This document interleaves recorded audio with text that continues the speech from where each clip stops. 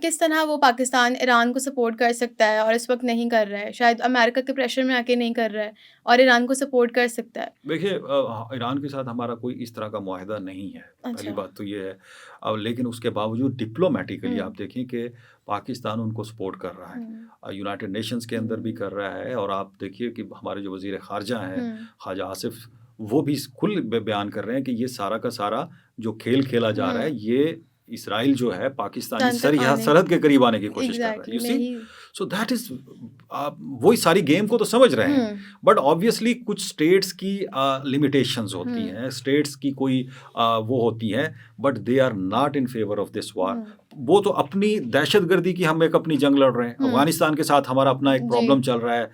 ये थोड़ा एक्लिप्स हो गया है इस वार की वजह से, but we are facing a huge danger और बहुत ऑलरेडी। प्रॉब्लम हमें ऑलरेडी जो है वो है। हुँ, तो यस, वी आर फेसिंग, और अगर ये हुँ, सारा कुछ बढ़ता है तो हुँ, हमें हो सकता है हमें जिसे कह लें कि मुहाजिरीन का भी वो हो हुँ, सकता है कि वो इस तरफ हुँ, आएँ और बहुत सारे